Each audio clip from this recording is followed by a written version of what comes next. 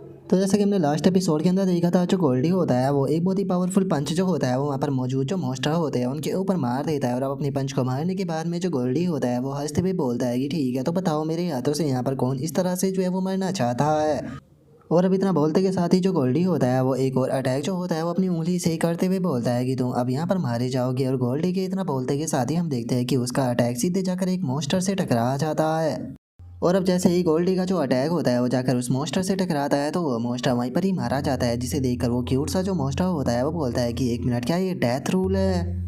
यकीन नहीं होता कि तुम लोग जो है वो जो डेथ रूल है उसे भी पोजेस करते हो, और जो किंग गॉड रियलम है उसके बिल्कुल करीब जो है वो पहुंच चुके हो। देखा जाए तो इस टाइम पर इसके पास में इतनी पावर है कि ये यहाँ पर मेरे लिए भी खतरा जो है वो बन चुका है। और अब इतना बोलकर वो क्यूट सा जो मॉन्स्टर होता है वो अपने अटैक को बनाने लगता है। और अटैक को बनाते हुए बोलता है कि अगर ऐसी बात है तो अब तो मेरे हाथों से यहाँ पर मारे जाने वाले हो, अब तो मैं यहाँ पर कोई भी नहीं बचा सकता। और उस क्यूट से मॉन्स्टर के इतना बोलते ही जो ओरू होता है वो सीधे उसकी तरफ आने लगता है। और उसकी तरफ आते हुए बोलता है कि नहीं, तुम्हारा अपोनेंट जो है वो यहाँ पर मैं हूँ। और इतना बोलते के साथ ही जो ओरू होता है वो अटैक करने ही वाला होता है, लेकिन तभी हम देखते हैं कि वो दूसरा जो हिरन जैसा मॉन्स्टर होता है वो आगे आ जाता है और बोलता है कि नहीं, तुम्हारा अपोनेंट मैं हूँ।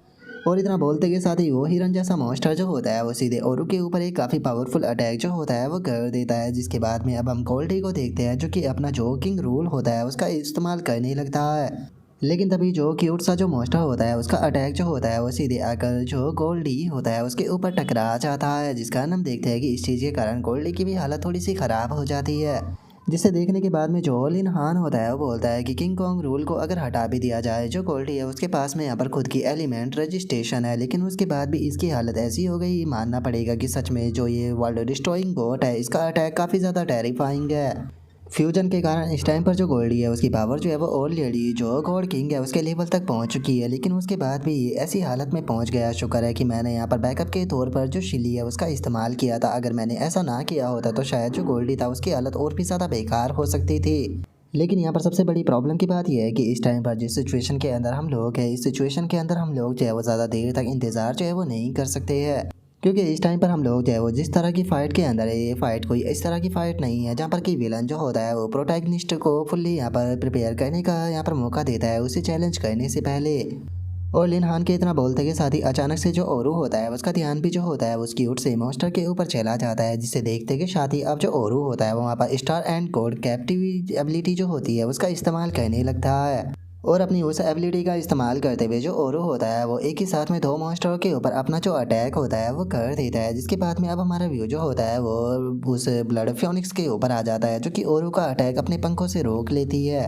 और अब इस चीज़ को देखने के बाद में जो गाओ पैंग होता है वो अपने मन में सोचता है कि मुझे ऐसा लगता है कि शायद ये एक दूसरे से बहुत ही ज़्यादा नफरत करते हैं, और ये उम्मीद करते हैं कि इनमें से यहाँ पर कोई दूसरा मारा जाए ताकि ये उसकी पावर को एब्जॉर्ब कर सके। लेकिन चूंकि इन सभी की पावर काफ़ी ज़्यादा क्लोज है, जिस कारण ये यहाँ पर सामने से एक्ट जो है वो नहीं कर रहे। और उसके इतना बोलते के साथ ही हमारा व्यू जो होता है वो ब्लड फ्योनिक्स के ऊपर आ जाता है जो कि उस क्यूट से मॉन्स्टर से बोलता है कि ठीक है, मैं इस बंदे से डील करता हूँ, तुम जाओ जाकर दोनों उस बच्चे से निपटो और उसे जल्दी से ख़त्म करो। जो सुनकर वो क्यूट सा मॉन्स्टर जो होता है वो भी ओके बोल देता है। जो सुनते के साथ ही अब जो वो ब्लड फ्योनिक्स होता है वो सीधे आकर जो गोल्डी होता है उसके ऊपर अपनी फायर से अटैक को कर देता है। जिसे कि गोल्डी जो होता है वो वहाँ पर अपनी जो पावर होती है उसका इस्तेमाल करते हुए रोकने की कोशिश करता है। जो देखने के बाद में ब्लड फ्योनिक्स बोलता है कि तुम्हारी पावर पूरी तरह से यूजलेस है, तुम कभी भी जो फ्योनिक्स फ्लेम है उसका सामना नहीं कर सकते और ना ही उसे अपनी बॉडी के ऊपर से हटा सकते। और अब ब्लड फ्योनिक्स के इतना बोलते के साथ ही हम देखते हैं कि उसकी जो फ्लेम होती है वो गोल्डी की पूरी बॉडी के ऊपर फैलना शुरू हो जाती है। जिसे देखने के बाद में जो ब्लड फ्योनिक्स होता है वो जोर जोर से हंसने लगता है। रास्ते में बोलता है कि चलो देखते हैं कि आखिर जो तुम्हारा शैल है वो कितना ज़्यादा हार्ड है और वो कितनी देर तक मेरी यहाँ पर फ्लेम को संभाल पाता है। और उस ब्लड फ्योनिक्स के इतना बोलते के साथ ही हम देखते हैं कि जो गोल्डी होता है उसने अपनी बॉडी के ऊपर से उस फ्लेम को हटा दिया होता है। जो देखने के बाद में ब्लड फ्योनिक्स हैरान रह जाता है। हैरान होते हुए बोलता है कि क्या इसने ब्लॉक कर दिया, आखिर ऐसा कैसे हो सकता है, इसे तो यहाँ पर किसी भी प्रकार का जो डैमेज है वो नहीं आया। और उस ब्लड फ्योनिक्स के इतना बोलते के साथ ही गाओ पैंग भी इस चीज़ को देखकर हैरान रह जाता है। हैरान होते हुए गोल्डी से बोलता है कि गोल्डी आखिर तुमने इस चीज़ को करना कब सीखा। जो सुनने के बाद में गोल्डी जो होता है वह हंसते हुए बोलता है कि सच बताऊँ तो मैं खुद भी इस बारे में नहीं जानता हूँ। अगर देखा जाए तो मुझे खुद भी याद नहीं है कि मैं कितने लंबे टाइम से जो फायर, इलेक्ट्रिसिटी और जो एसिड है इनके खिलाफ जो है वो फाइट करते हुए आ रहा हूँ। मुझे पता नहीं मैंने कितनी बार इन चीज़ों को अपनी बॉडी के ऊपर झेला होगा। गाओ पैंग, चलो मैं तुम्हें एक सीक्रेट जो है वो बताता हूँ। मैं मानता हूँ कि ये फायर जो है वो काफ़ी ज़्यादा पावरफुल है, लेकिन उसके बाद भी ये फायर जो है वो मुझे किसी भी प्रकार का जो पेन है वो नहीं पहुँचा पा रही। और केवल ऐसा मेरे साथ में ही नहीं हो रहा है बल्कि जो बिग फैट आइस लोएन इससे अलग जो ड्रैगन एंट और बाकी के लोग हैं उनके ऊपर भी जो ये फायर है ये बिल्कुल भी काम जो है वो नहीं कर रही है। और उसके इतना बोलते के साथ ही हमें पता चलता है कि जो गोल्डी होता है वो असल में सभी के साथ में फ्यूज हो चुका होता है। और जो गोल्डी होता है वो गाओ पैंग को बताता है कि लेकिन इसके अंदर हम जो बेवकूफ़ सिली है उसे ऐड जो है वो नहीं करेंगे, क्योंकि अगर उसकी बॉडी के ऊपर तो एक मामूली सा स्क्रैच भी आ जाए तो वो रोना शुरू कर देती है। जो सुनते के साथ ही गाओ पैंग उनसे बोलता है कि माफ़ कर देना, मेरे कारण तुम्हें ये सब कुछ झेलना पड़ रहा है। जो सुनने के बाद में गोल्डी हंसते हुए गाओ पैंग से बोलता है कि गाओ पैंग मैंने तुमसे सच बोला, मुझे यहाँ पर बिल्कुल भी हर्ट नहीं हो रहा, तुम्हें माफ़ी मांगने की कोई ज़रूरत नहीं।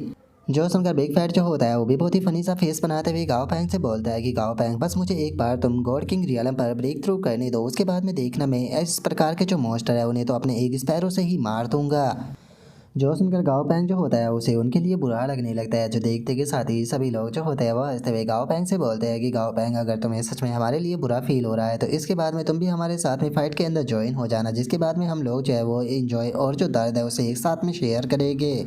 जो सुनते के साथ ही अब गाओ पैंग जो होता है वो भी जोश में आ जाता है। जोश में आते हुए उनसे बोलता है कि तुमने बिल्कुल सही कहा, मैं यहाँ पर जो ये फ्योनिक्स है इसे पर्सनली अपने हाथों से जो है वो मारना चाहता हूँ। और गाओ पैंग के इतना बोलते के साथ ही हम औरू को देखते हैं जो कि अचानक से जो वो फ्योनिक्स होता है उसके पीछे आ जाता है और उसके फ्योनिक्स के पीछे आते हुए बोलता है कि तुम लोगों ने अभी तक इसे ख़त्म जो है वो क्यों नहीं किया, सच में तुम लोग बहुत ज़्यादा स्लो हो। और इतना बोलते के साथ ही जो औरू होता है वो सीधे आकर अपना जो हाथ होता है वो फ्योनिक्स की बॉडी के अंदर डाल देता है। और अगले ही पल हम देखते हैं कि जो औरू होता है वो बहुत ही ख़तरनाक तरीके से जो वो फ्योनिक्स होता है उसके सर को उखाड़ कर फेंक देता है।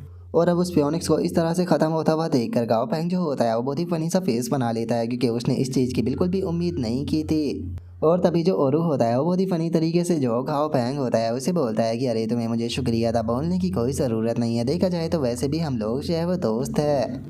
और औरू इतना बोलते के साथ ही वापस से जो वो क्यूट सा मॉन्स्टर होता है उसके साथ में फाइट करने के लिए जाने लगता है। जो देखने के बाद में गाओ पैंग जो होता है वो बोलता है कि लेकिन तुम लोग जो है वो हमारी फाइट को चुरा रहे हो।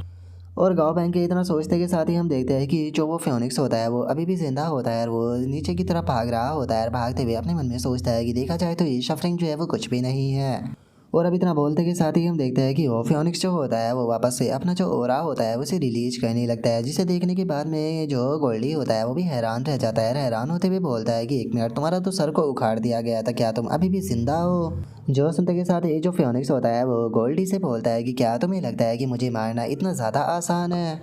जो सुनते के साथ ही गोल्डी जो होता है वो अपने हाथ को देखते हुए बोलता है कि मैं दुखी था कि तुम यहाँ पर बिना मेरे मारे ही मर गए हो, लेकिन शुक्र है कि तुम अभी भी जिंदा हो और मुझे लगता है कि तुम्हें ख़त्म करने के लिए मेरे पास में इस टाइम पर इनफ पावर है। तो चलो अब हम लोग जो है वो टाइम को बिल्कुल भी बर्बाद ना करते हुए अपना जो सेकंड राउंड है उसे शुरू करते हैं। जो सुनते के साथ ही वो फ्योनिक्स जो होता है वो अपने फायर अटैक को कर देता है। जो देखते के साथ ही जो गोल्डी होता है वो भी अपने पंच को बनाकर सीधे जो फ्योनिक्स होता है उसकी तरफ आने लगता है। और हम देखते हैं कि इस बार जो फ्योनिक्स की फ्लेम होती है वो गोल्डी को बिल्कुल भी नहीं रोक पाती और जो गोल्डी होता है वो सीधे आकर जो वो फ्योनिक्स होता है उसके मुंह के ऊपर खिंचाकर एक पंच जो है वो मार देता है। और अब उसे पंच मारने के बाद में जो गोल्डी होता है वो चिल्लाते हुए उससे बोलता है कि ठीक है, मुझे बताओ तुम्हें कैसा फील हो रहा है, पहले हमें चलाने में तुम्हें काफ़ी ज़्यादा मज़ा जो है वो आ रहा था ना?